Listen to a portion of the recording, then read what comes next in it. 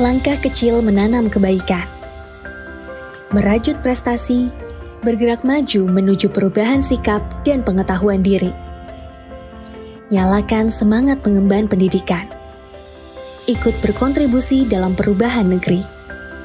Bersama Universitas Budi Luhur. Assalamualaikum warahmatullahi wabarakatuh. Salam sejahtera untuk kita semua dan salam Budi Luhur.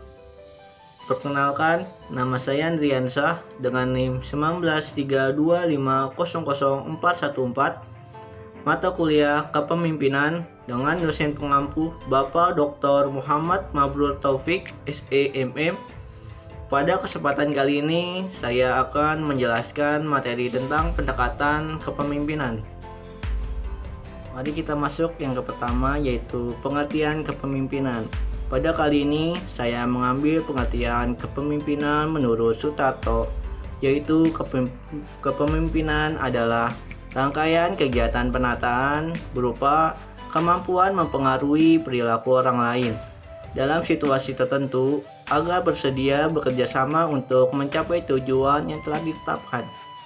Yang kedua ialah dari Sondang P. Siagian, yaitu kepemimpinan adalah suatu kegiatan mempengaruhi orang lain agar melaksanakan pekerjaan bersama menuju suatu tujuan tertentu. Selanjutnya yaitu tipe dan gaya kepemimpinan. Menurut Kartini Kartono menjelaskan bahwa tipe kepemimpinan itu terbagi menjadi 5. Yang pertama itu tipe karismatik. Tipe karismatik ini mempunyai daya tarik dan pembawaan yang luar biasa, sehingga mereka mempunyai pengikut yang jumlahnya sangat besar.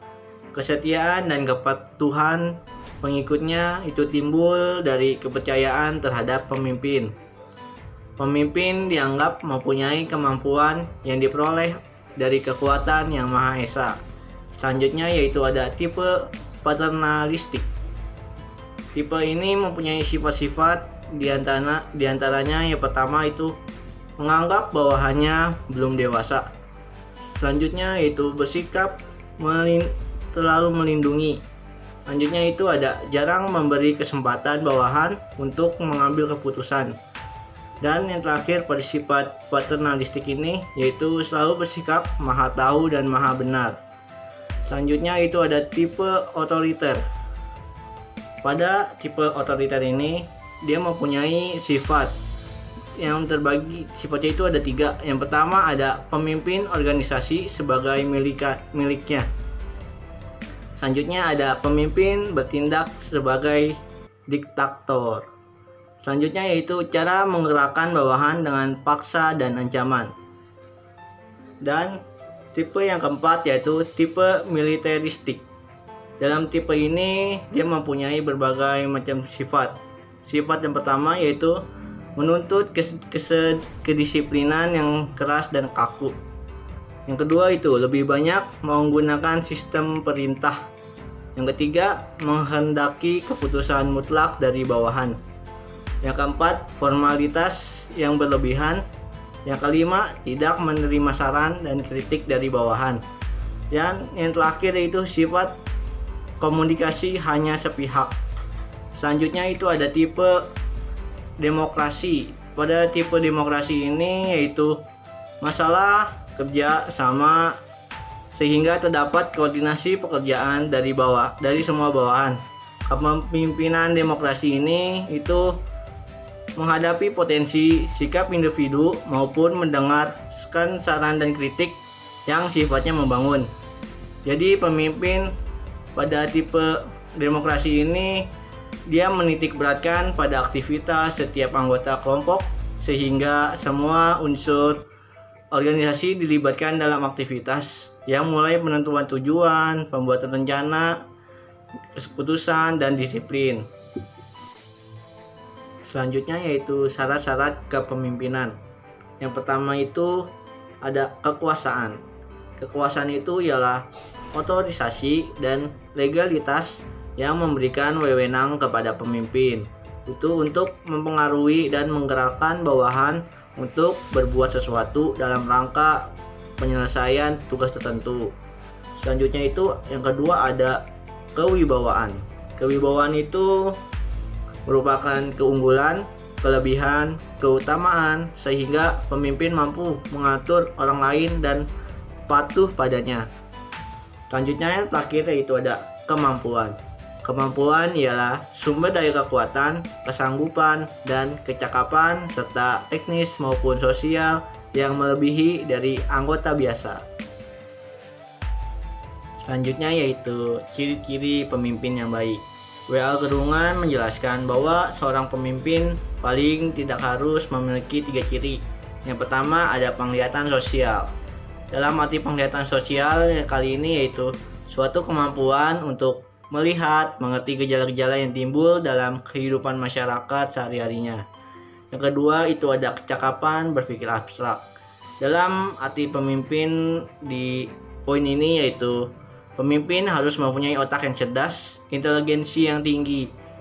Jadi seorang pemimpin harus dapat menganalisa dan memutuskan adanya gejala yang terjadi dalam kelompoknya, sehingga dalam gejala yang akan diputuskan itu dapat bermanfaat untuk organisasinya.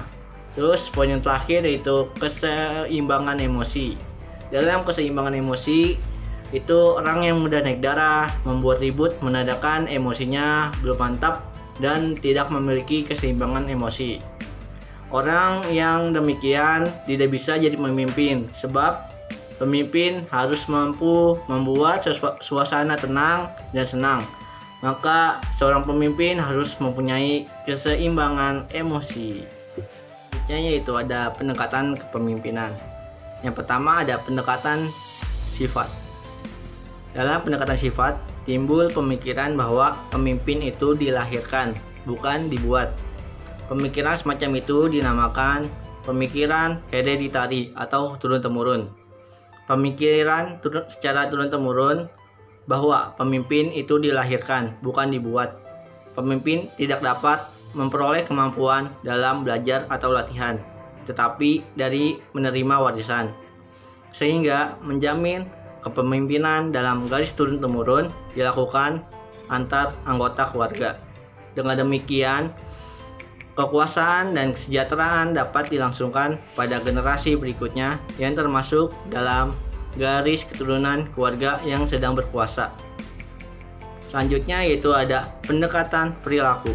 Pendekatan perilaku ialah keberhasilan dan kegagalan seorang pemimpin itu dilakukan oleh gaya bersikap dan bertindak pemimpin yang bersangkutan.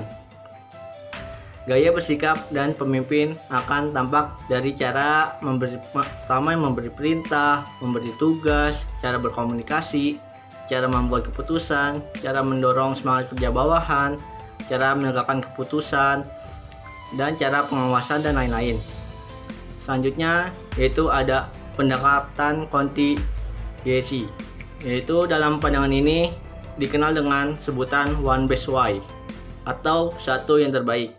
Artinya, untuk mengurus suatu organisasi dapat dilakukan dengan paralel tunggal untuk segala situasi.